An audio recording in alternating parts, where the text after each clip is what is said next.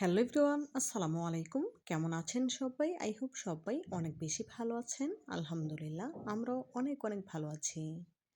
আজ আপনাদের জন্য নতুন আরেকটি রেসিপি নিয়ে চলে এলাম। আজ শেয়ার করব কচু চিংড়ি দিয়ে বড়া বা পাকোড়া তৈরির সহজ রেসিপি।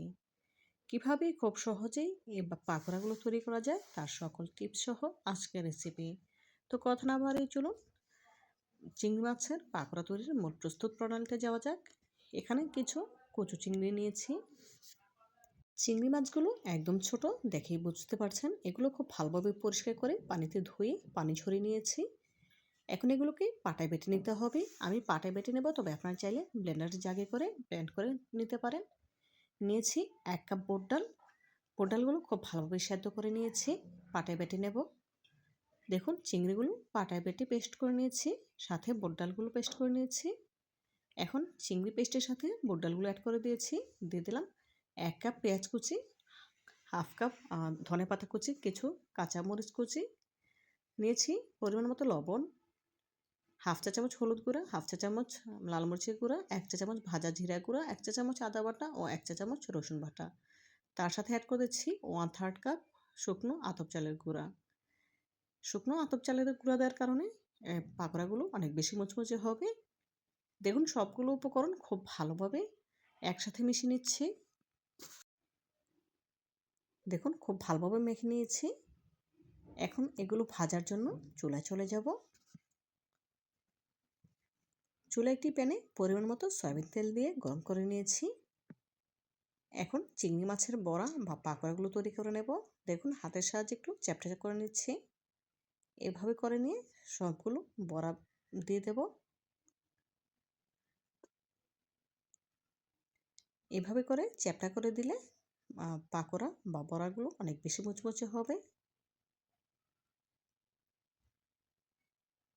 দেখুন এক এক করে পাকোড়াগুলো দিয়ে নিচ্ছি। এই পর্যায়ে গ্যাসের ফ্লেম মিডিয়াম হিটে আছে। শুরু থেকে শেষ পর্যন্ত গ্যাসের ফ্লেম মিডিয়াম হিটে রেখে এই বড়াগুলো ভেজে নেব। হাই হিটে করে ভাজা যাবে না, এত করে ওপরটা কালার চলে আসবে আর ভেতরটা কাঁচা রয়ে যাবে, তখন আর খেতে ভালো লাগবে না। সেজন্য মিডিয়াম হিটে রেখেই ভেজে নেব, এতে করে ভেতরটাও অনেক বেশি মুচমুচে হবে।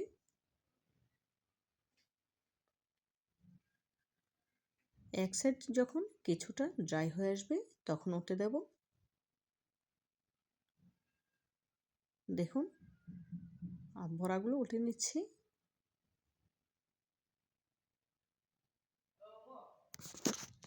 চিংড়ি মাছের এই বড়াগুলো কয়েকবার উল্টে পাল্টে গোল্ডেন ব্রাউন কালার করে ভেজে নেব।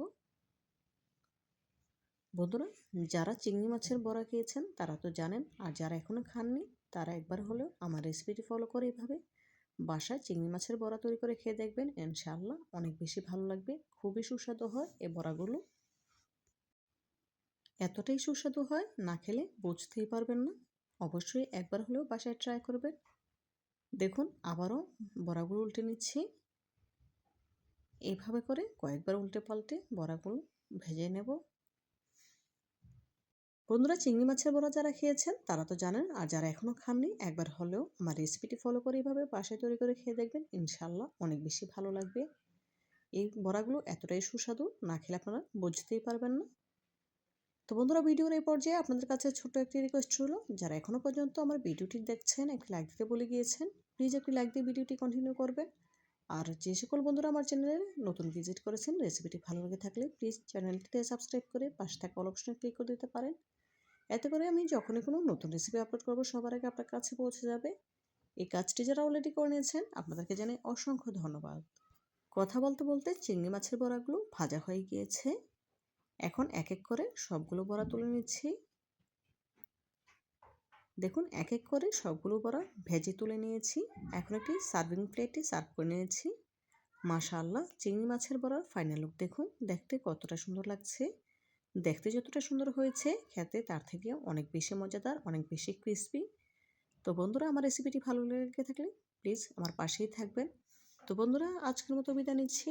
দেখা হবে নতুন কোনো দিনে নতুন কোনো রেসিপিতে। ভালো থাকবেন সবাই, আর আমার জন্য দোয়া করবেন যেন প্রতিনিয়ত এমন আরও নতুন নতুন রেসিপি আপনাদের উপহার দিতে পারি। পরবর্তী ভিডিও দেখার আমন্ত্রণ জানিয়ে আজকের মতো বিদায় নিচ্ছি। আল্লাহ হাফেজ।